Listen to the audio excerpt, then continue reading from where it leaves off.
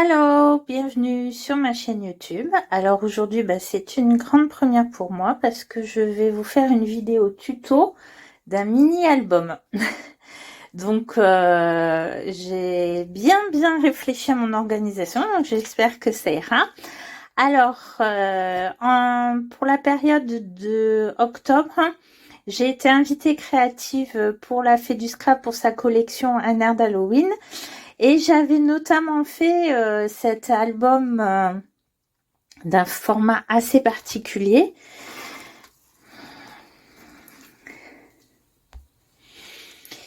Et qui se déplie comme ceci. Bon, ça brille un petit peu. Donc c'est un album qui peut tout à fait tenir debout. Je vais essayer de vous reculer. Bon, vous allez voir un peu le bazar du bureau, mais voilà.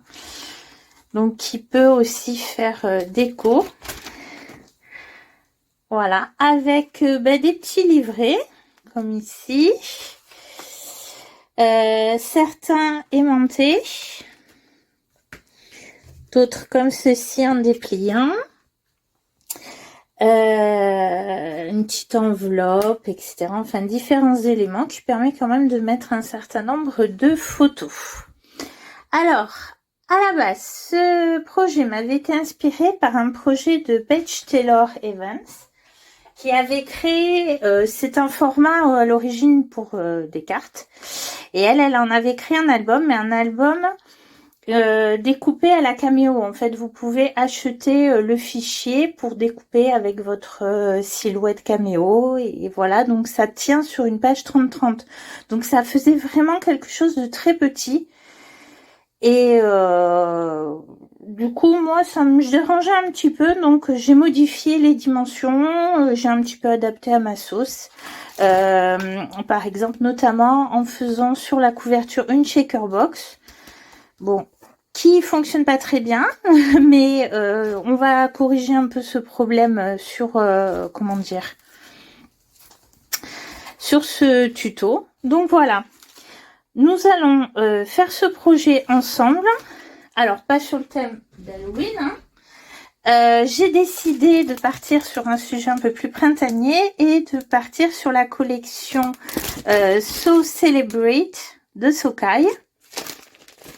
Donc, on a dans cette collection des papiers qui sont vraiment très épais et très résistants, de bonne qualité. On a aussi plein de petits éléments, vous voyez ici, des étiquettes et autres. Donc, c'est très intéressant pour, par exemple, détourer. Évidemment, vous n'êtes pas obligé de prendre cette collection, hein. Vous pouvez prendre vos propres papiers, faire votre propre choix. Mais voilà, moi je suis partie sur cette collection. Donc j'ai quand même sorti certains tampons de chez Sookai, des tampons fleurs essentiellement. Et surtout des pochoirs. Donc j'ai sorti absolument tous mes pochoirs de Sookai. Voilà.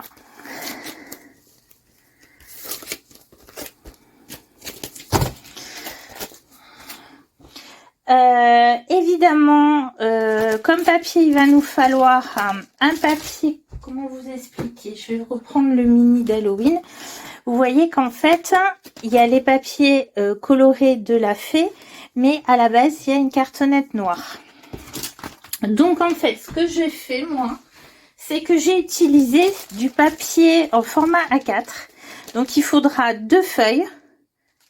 Et vous verrez, c'est très simple après pour les dimensions du coup.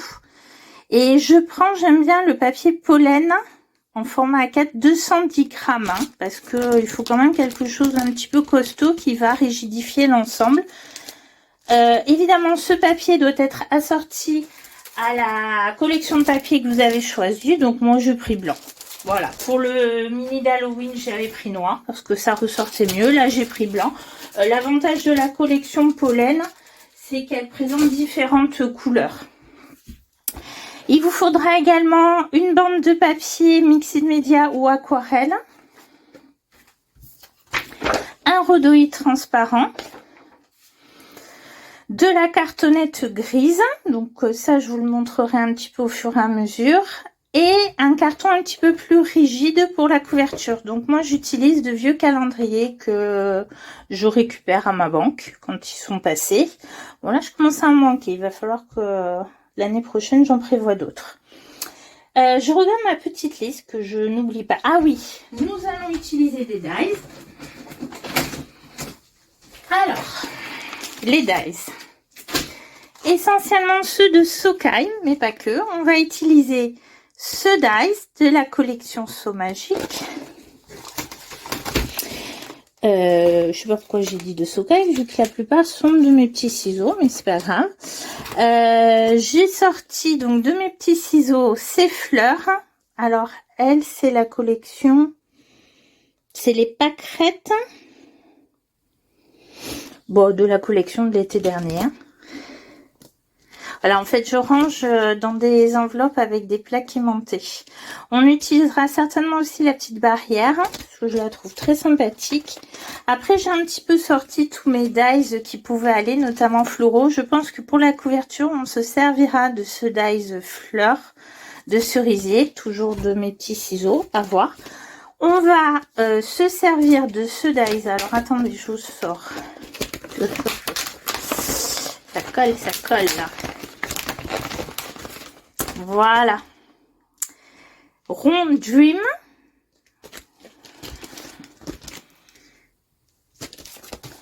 Et les textes, les titres peuvent être intéressants également.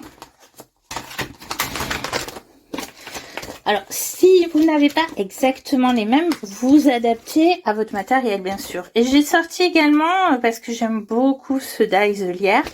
Donc, soit je prends le dies de lierre, soit je prends le dies fleur de cerisier. Je sais pas encore. Ça va dépendre de mon inspiration le moment venu.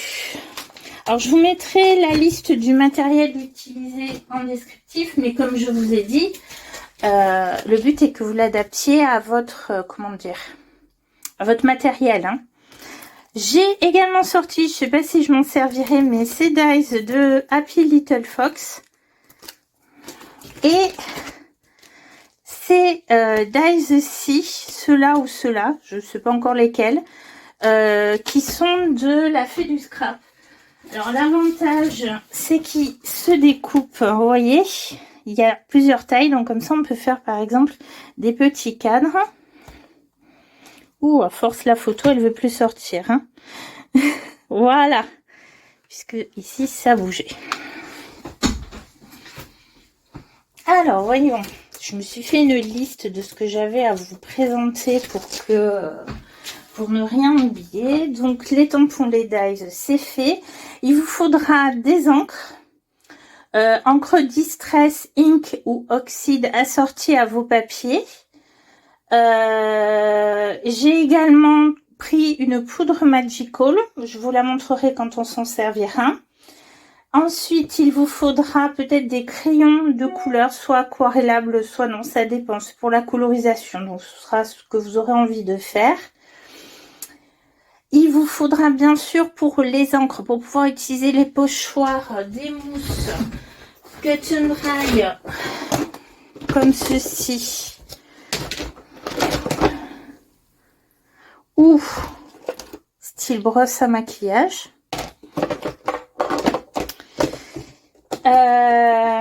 Alors le carton et la cartonnette, j'en ai parlé. Alors quand je dis cartonnette, ça peut être de la cartonnette de boîte de céréales. C'est pour pouvoir en fait découper des formes avec les dies dedans. Donc sur ce genre de carton, c'est un petit peu trop épais, ça ira pas. Mais la cartonnette style boîte de céréales ou un petit peu plus épais, c'est une boîte de céréales, il faudra le faire plusieurs fois par exemple. Mais ça, je vous en parlerai moment venu. Mais c'est vrai que c'était assez pratique. Le rhodoïde, je vous l'ai dit. Et puis aussi ficelle, ruban. Si vous avez des petits aimants, alors, comment vous dire? Est-ce que j'ai la taille de ceci ici? Pas du tout.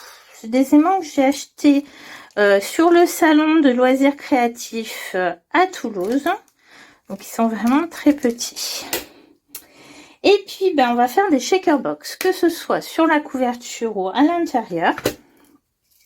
On va pas faire exactement la même chose que pour le mini Halloween, parce que j'aime bien varier aussi.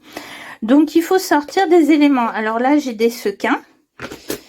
Et comme je n'avais pas des sequins toujours à sortir à la couleur de mes papiers, ben j'ai également sorti ceci. C'est des mini perles. Je me rappelle même plus comment ça s'appelle. À une époque on s'en servait beaucoup. Voilà.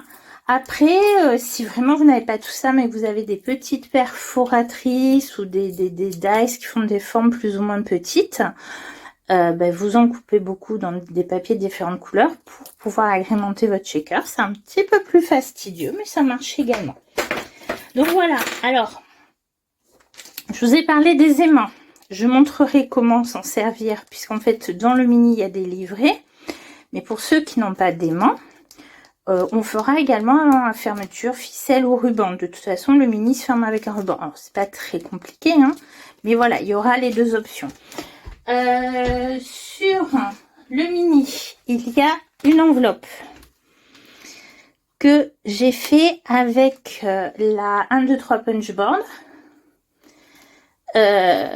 Mais après, c'est pas très compliqué non plus de faire une enveloppe. Je vous montrerai les éléments. Donc la vidéo va se découper en plusieurs parties. Je vais pas pouvoir tout faire dans une vidéo. Donc là, on a une première vidéo où je vous présente un peu le matériel et où on va commencer une partie de la structure, voire peut-être d'abord la couverture. Et ensuite, dans une deuxième vidéo, on fera l'intérieur avec les différents livrets. Pour tout ce qui est décoration, ce sera en accéléré puisqu'en fait, chacun peut faire comme il a envie. Et voilà. Alors, bien entendu, si vous avez des questions, ben, n'hésitez pas à les poser en commentaire. Et puis, ben, nous allons commencer par découper la structure et en particulier de la couverture.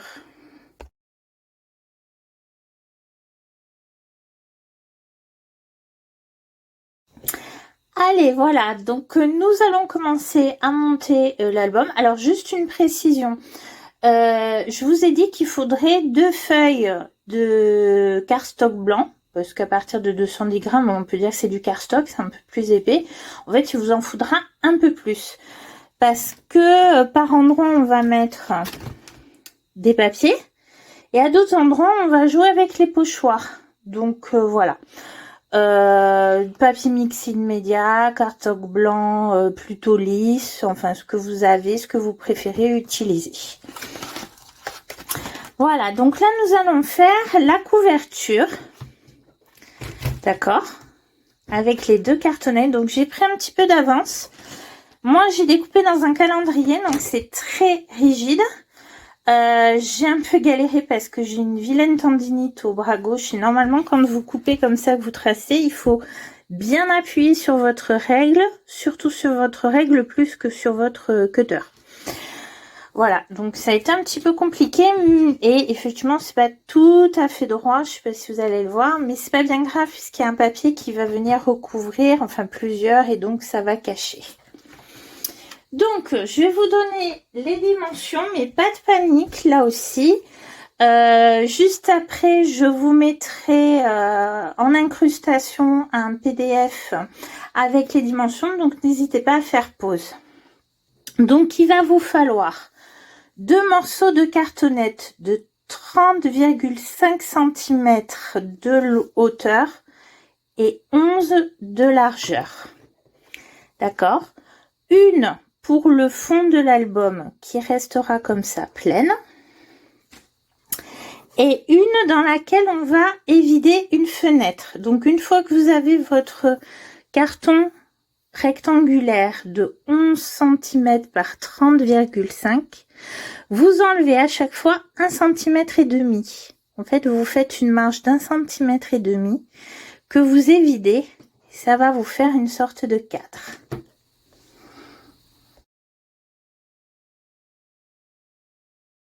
Alors, une fois que vous avez coupé votre cartonnette, alors n'oubliez pas, si vous avez des questions, n'hésitez pas à les poser en commentaire et n'oubliez pas non plus d'aller regarder dans le descriptif de la vidéo où je mets à la fois la liste du matériel et donc je redonne un peu les dimensions. il va vous falloir couper dans un rhodoïde.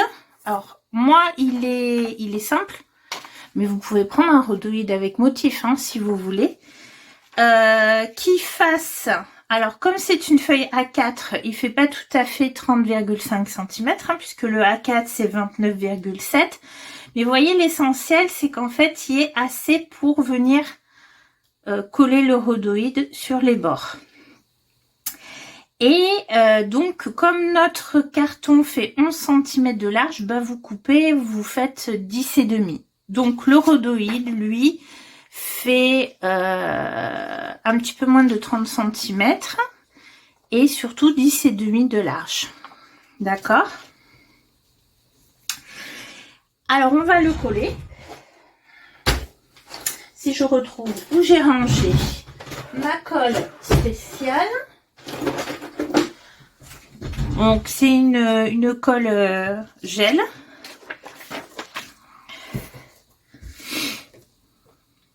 Alors non, on va pas le coller. Je suis en train de vous dire une bêtise. On va pas le coller. Ouf! Et au fur et à mesure, je réfléchis. On va préparer. On va tout préparer parce qu'il faut qu'on fasse le fond de notre shaker box. Il faut qu'on fasse le fond. Donc moi, j'ai opté pour ce papier qui est assez neutre, donc de la collection de Socai.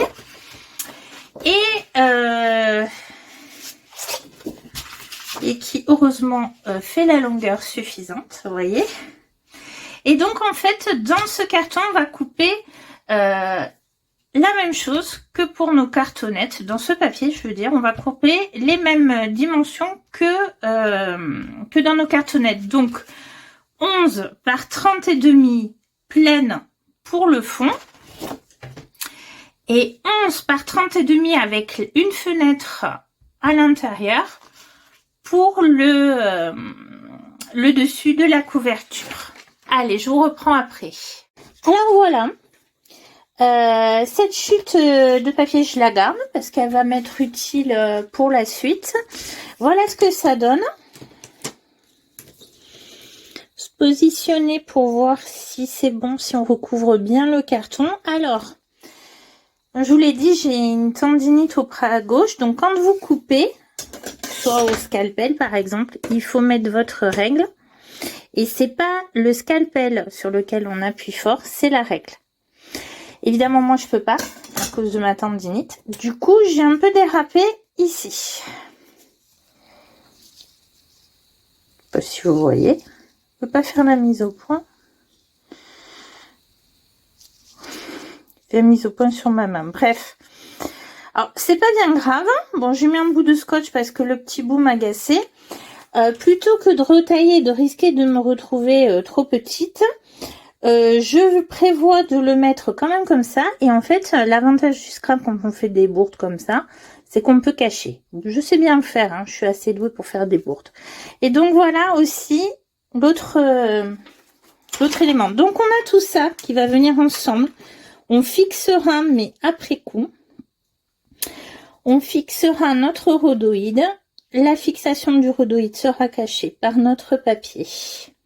Voilà, mais il nous faut faire quand même le fond de notre shaker box d'abord. Donc ça, on va le mettre de côté.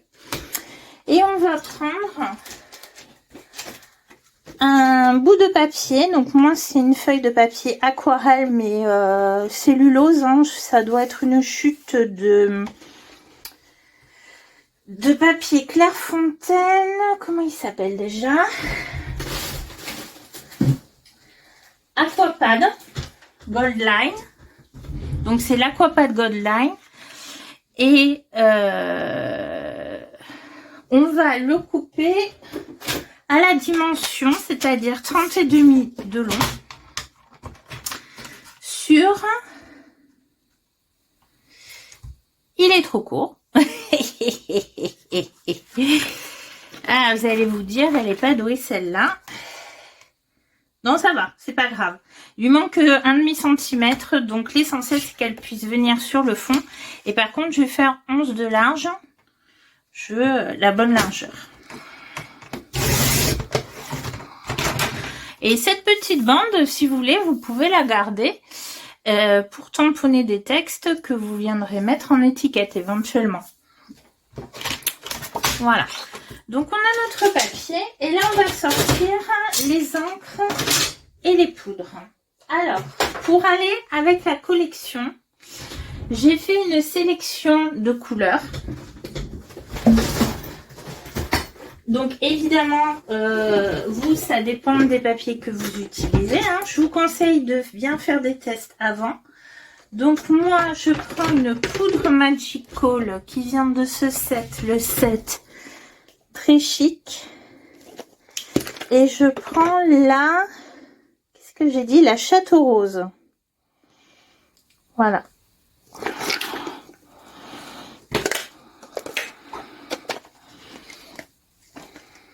J'aurais pu prendre la jaune, la Bonjour Butter également, puisqu'il y a quand même un peu de jaune dans la collection. Mais c'est un jaune beaucoup plus pâle dans la collection. Et celle du Magical est assez intense. Et à côté de ça, je vais compléter avec des encres Distress. Soit Distress Oxide. Je crois que j'ai surtout sélectionné des Distress Oxide pour que les couleurs fonctionnent ensemble. Donc, les couleurs qui vont ensemble, c'est... donc, c'est la Iced Prose. Donc, ça, c'est si vous utilisez, comme moi, la collection So Celebrate de Socai. La Festive Berries, la Rustic Wilderness et la Rustic Wilderness. Donc ça, c'est les couleurs que l'on retrouve, entre autres, dans la collection. Et donc, moi, je vais mettre un peu de rose ici. Et je sais pas si j'utilise celle-ci en complément pour appeler le gris. Un peu de vert, peut-être.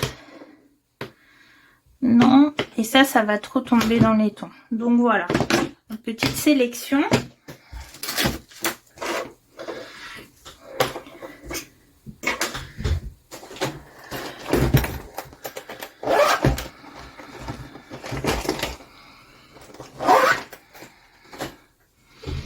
Alors, on prélève la poudre avec un pinceau, la pointe d'un scalpel, ce genre de choses. Ouh, là, j'ai dit que je ne mettais pas partout, mais là, je suis en train de m'emballer.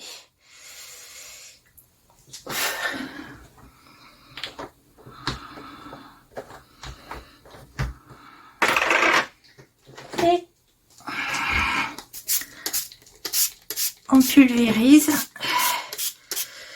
pour laisser agir et éventuellement, avec un pinceau aquarelle et de l'eau, on va venir un petit peu guider tout ceci. Donc voilà.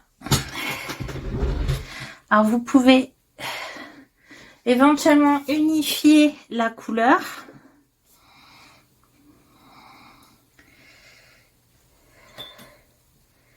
Vous pouvez laisser les touches, vous voyez, il y a du rose fuchsia, il y a du jaune.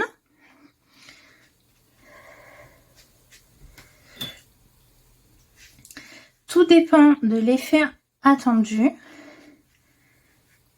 enfin désiré, ou justement de laisser faire.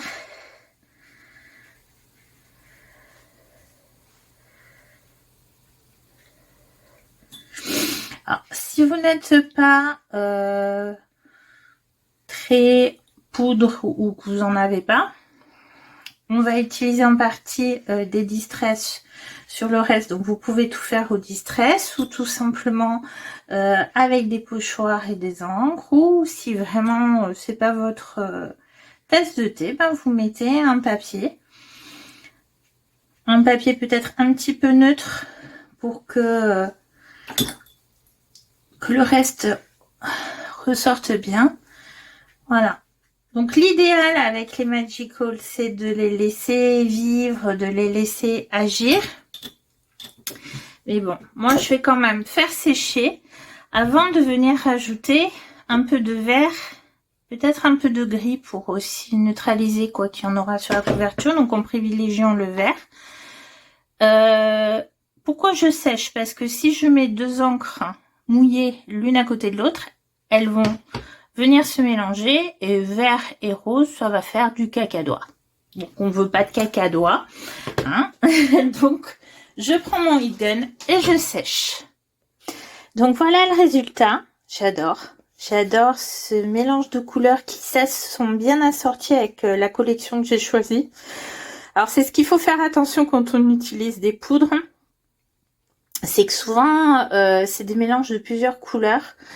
Alors soit vous les diluez complètement, vous voyez quand j'ai passé le pinceau j'ai vraiment mélangé et vous obtenez la couleur finale, soit vous laissez justement les différents mélanges. Mais donc il faut bien connaître son produit avant pour ne pas avoir quelque chose, ne pas se retrouver avec une couleur non désirée. Ce fuchsia va pas trop choquer, surtout que comme moi j'ai choisi un papier neutre, et qu'après je pourrais me permettre de venir rappeler les couleurs avec ma décoration de couverture. Voilà. Alors on va venir ajouter un peu de vert, mais pas partout. Pourquoi? Parce que j'aime bien, par exemple ici, cette zone de blanc, ici, ici. Donc on va se concentrer là, là, et là on verra. Je vais voir. Donc je prends une pochette plastique ou une feuille de rhodoïde, selon ce que vous avez. Je prends mon encre. Je la mets sur la feuille. Je mets un peu d'eau. Et là, je vais pas y aller directement. On pourrait aller directement poser notre feuille, mais du coup, on va pas contrôler là où on veut aller. Et puis, c'est quand même la Rustic Wilderness, c'est une encre quand même très, très forte, très intense. Donc là, je reprends mon pinceau, je viens récupérer un peu d'encre et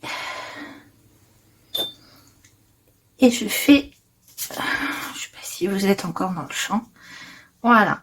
Donc, vous voyez, très léger. Parfois, je viens rajouter un petit peu d'encre sur les bords. Oups.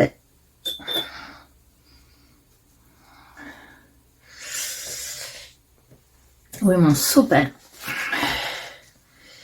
Donc là, ça me plaît pas. Voilà, je rattrape.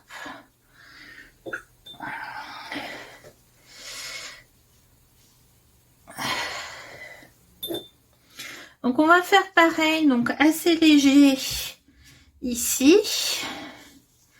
Mais on pas qu'on va quand même venir travailler avec les pochoirs. Donc, vous voyez là, j'ai beaucoup d'encre. Je vais rincer mon pinceau, l'essorer un petit peu, trop essoré. Et je vais venir guider avec l'eau l'encre. Là, ça fait une ligne de démarcation. Il faut agir assez vite. Et puis comme les Distress Oxy ont quand même de la craie dedans, donc ça fait pas le même rendu.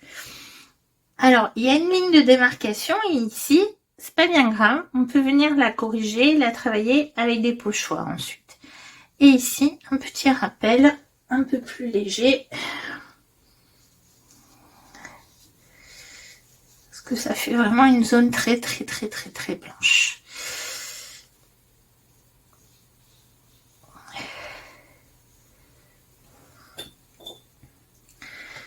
Et là encore, on sèche.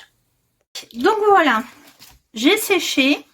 Je trouve ça très sympathique. Je regarde un peu l'effet que ça va donner. Et là, j'ai envie de travailler un petit peu plus mon fond avec les pochoirs, surtout le vert. Parce que autant le Magical est très vivant avec ses différentes couleurs, autant le vert est un petit peu plus monochrome, quoi. Enfin, il n'a pas les mêmes effets. Du coup, on va apporter un petit peu plus de dynamisme en rajoutant un pochoir ou un masque. Alors, celui-là est pas mal.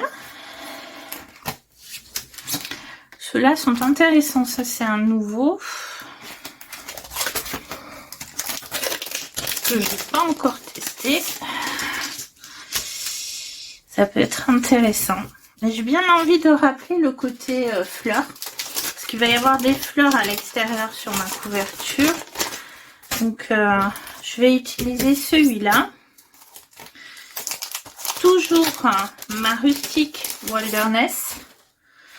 Alors, j'ai essuyé l'encre que j'avais en trop. C'est vrai que j'en avais mis beaucoup. Si vous êtes du genre économe, vous pouvez la récupérer sur un papier que vous mettez de côté. Oh, à la rigueur, je sais pas pourquoi je mets là-dessus. C'est pas nécessaire. Mais bref. Et une brosse. Alors...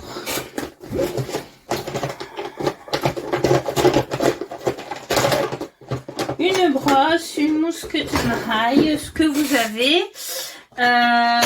Toujours s'assurer que votre brosse est bien essuyée. Alors on la lave jamais à l'eau ou à la lavette. Jamais, jamais. Ça abîme comme ça. Enfin, quand vous avez ce genre de brosse style brosse à maquillage. Voilà, vous pouvez utiliser des brosses à maquillage, certaines en trouvent Action, bon souvent je trouve il n'y en a pas dans les Actions autour de chez moi, donc ça c'est des vrais, enfin des vrais de scrap. Ça c'est des Studio Light, j'ai des Artemio également. Donc, on place notre pochoir, on prend notre encre, et en appuyant, alors c'est là que la tendinite va m'embêter.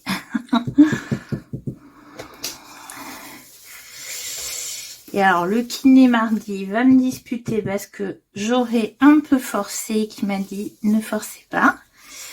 Et voilà, c'est un effet très léger. Et n'oublions pas que c'est le fond d'une checkerbox, donc il faut quand même qu'on voit les petits éléments qui vont bouger. Mais voilà, ça apporte une certaine dimension à ces parties.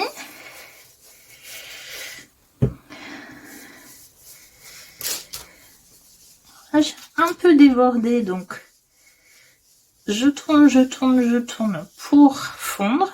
Voilà. Et ici, j'aime bien cette partie-là.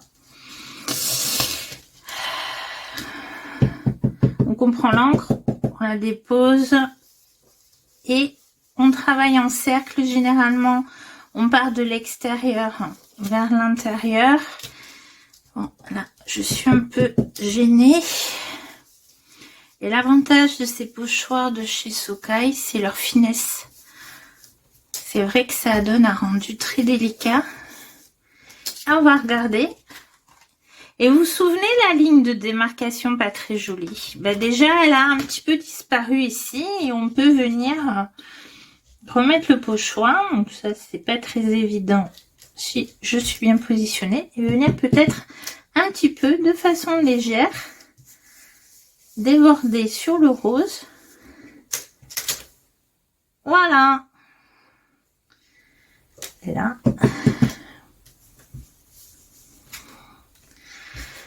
Et voilà. Moi, j'aime bien. J'aime bien comment ça fait. Donc, je vais nettoyer, faire un petit peu de place et puis on passe à la partie Checkerbox. Alors, voilà. Après que j'ai coupé la caméra, j'ai regardé mon fond et je trouvais qu'il manquait, ça faisait trop démarcation. Donc, j'ai venu rajouter par endroit un petit peu du pochoir.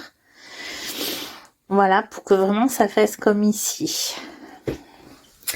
Bref, donc maintenant, ça, c'est notre fond. On va venir coller dessus notre carton. Alors, bah moi, comme là, il est un petit peu abîmé, je vais le coller comme ça. Alors, je sors ma tacky glue, ça peut être de la colle forte, ça peut être du double face.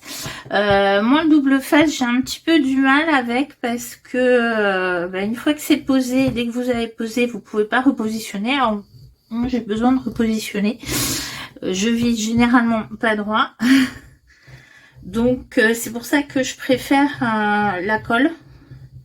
Et notamment la tacky glue. Mais après, voilà. Vous utilisez ce avec quoi vous êtes le plus à l'aise.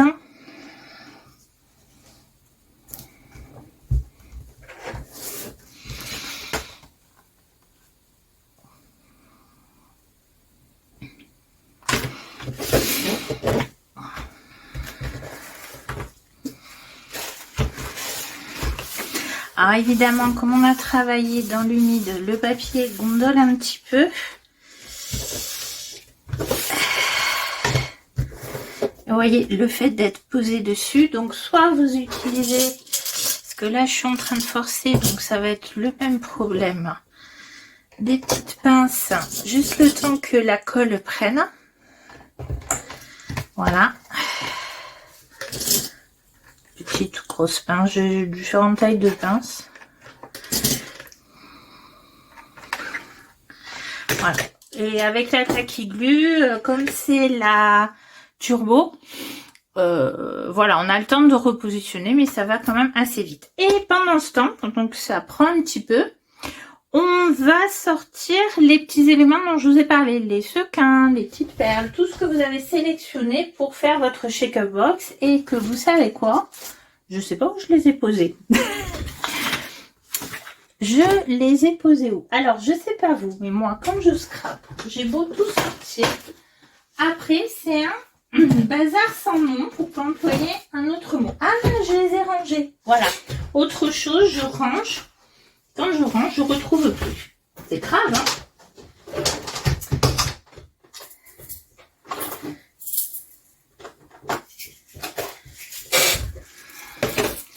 Alors, je pourrais mettre du blanc, mais dans les blancs, j'ai que des flocons ou de la fausse neige. Ça va pas trop le faire. Un peu de doré peut-être. Doré, ce serait pas mal. Hein, voilà. Donc, j'ai quoi? J'ai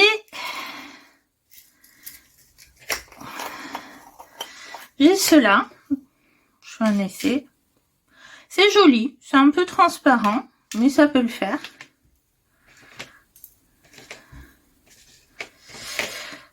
Alors, ceux-là, ils viennent de Cultura, achetés en solde. Hein. Régulièrement, ils en font en solde. Donc, j'ai quelques couleurs comme ça. Ça vient de chez Action. Alors, celle-là de couleur, elle n'est pas bonne.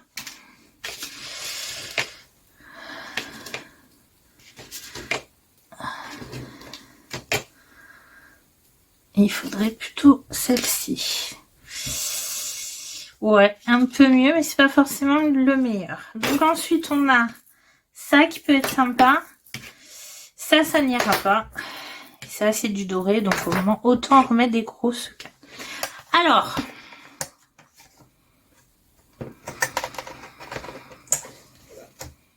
on va attendre encore quelques minutes. Parce que j'ai une partie qui n'est pas plate.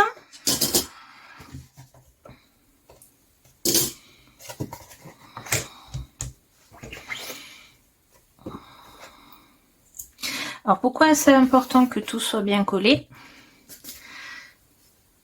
Pour pas que vos éléments se fassent la malle. Donc c'est sûr que plus ils sont fins, moins ce sera pratique. Donc voilà. Là, il y en a un qui est cassé. Il n'est pas beau. Lui, c'est pas la bonne couleur. Lui aussi est cassé. Alors.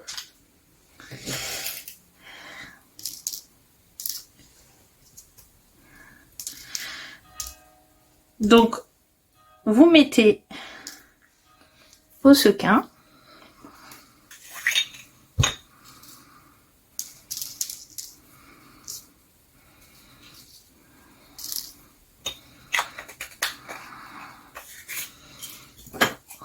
Ceux-là qui sont un peu transparents, ça devrait être sympa.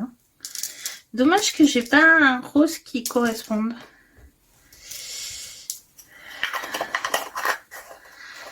Alors, il faut en mettre un certain nombre, mais il faut pas forcément trop en mettre. Il me faudrait une couleur qui tranche plus, mais non, ça c'est pas la bonne couleur. Hein. C'était tout petit de chez Action. D'ailleurs, le bouchon, il est mouru. Dommage. Très bien. Mon petit flacon, je vais le garder. Ça peut être utile.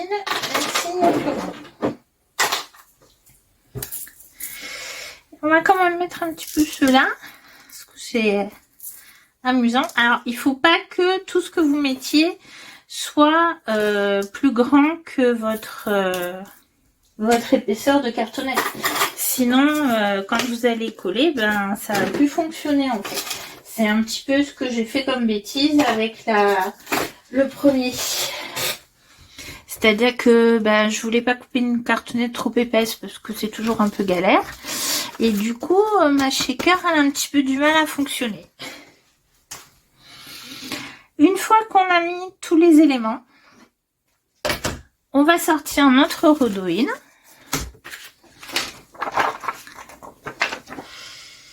Alors, l'extérieur, c'est celui-ci. Donc, moi, ma feuille A4, il y a une espèce de bande de papier dessus.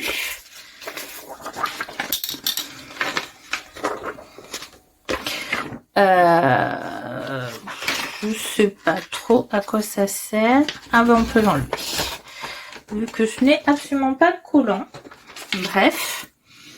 Et là, par contre, alors ça peut être votre colle Tacky Glue ou ce genre de colle.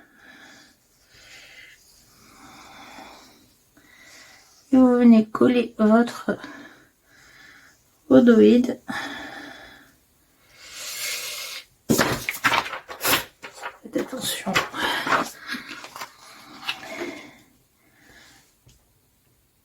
Voilà.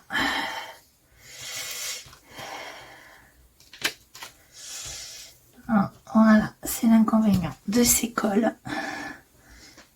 C'est qu'il faut être rapide. Je crois que j'en ai pas mis assez. Je vais ressortir mes petites pinces.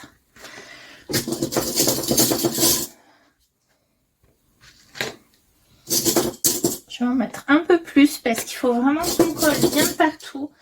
Ben, sinon, votre shaker, elle va se carapater en fait.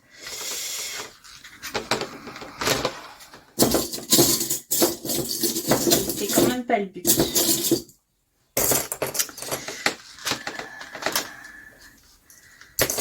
Ouh. Juste un petit. Voilà.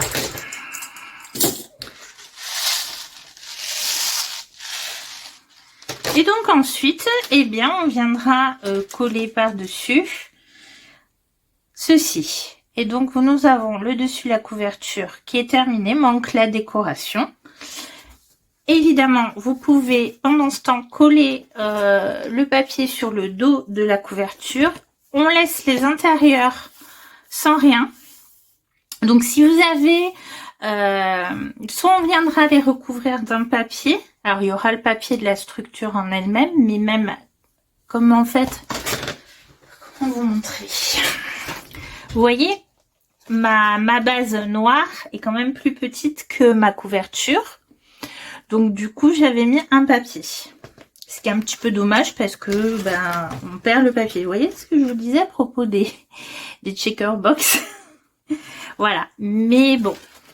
Soit vous pouvez la peindre d'une couleur assortie pour qu'on ne voie pas les écritures. Eh bien, je vous retrouve ensuite pour vous montrer ce que ça donne une fois que c'est terminé. La décoration, on le fera vraiment après. Hein. Et on commencera par la structure. Enfin, on s'attaquera à la structure intérieure. Alors, avant de passer à la structure intérieure, quelques petites précisions. Je vous ai dit que vous pouvez soit peindre, soit coller un papier... je pensais surtout à ce côté-là, le dos de la couverture, le dos de l'album. Un papier de votre choix, un papier à motif par exemple, sur lequel ressortira votre papier blanc. Mais ne le faites pas tout de suite, parce qu'il va quand même falloir qu'on mette notre ruban qui ferme l'album. Et il faut bien qu'il soit attaché quelque part. Donc moi, je l'avais fait entre la cartonnette noire et le papier. Mais c'est vrai que si on rajoute une autre épaisseur, surtout selon l'épaisseur de votre ruban, celui-là, il est très fin. Hein. Voilà quoi, ça peut être mieux de le mettre directement sur le carton avant de mettre un papier de fond. Voilà, donc autre petite précision pour les puristes, le carton, on voit rien, il est gris, on est d'accord, bon, joli, il est gris. L'ensemble est blanc, donc en fait j'ai passé les tranches avec du Posca blanc. Bon, c'est pas super bien net, je le referai avant de finir. Rien du tout, il veut pas faire une mise au point, bon. Et voilà, si vous passez de la peinture style du gesso, faites-le peut-être avant de vraiment coller vos papiers, parce qu'il y a un risque que vous mettiez votre gesso, votre peinture sur vos papiers. Donc évidemment, avant de coller mon papier, j'ai vérifié que ma shaker box fonctionnait bien, qu'il n'y avait rien qui s'échappait. Sinon, il aurait fallu soulever le rhodoïde, remettre un point de colle. Une fois que j'étais satisfaite, j'ai collé mon papier. Donc nous avons ici, ça sera mieux. Nous avons ici le devant de la couverture, le dos de la couverture de notre album. Voilà. Et nous allons maintenant travailler sur la structure intérieure. Bon, la vidéo étant déjà très longue, la suite, c'est-à-dire la structure intérieure, je vous la présente dans une prochaine vidéo. Donc, si vous avez aimé cette première partie, n'oubliez pas de mettre un petit pouce en l'air, de vous abonner à ma chaîne si ce n'est pas déjà fait, surtout pour ne pas rater la suite. Donc, activez également la cloche des notifications. Et puis, je vous dis à très bientôt. Merci.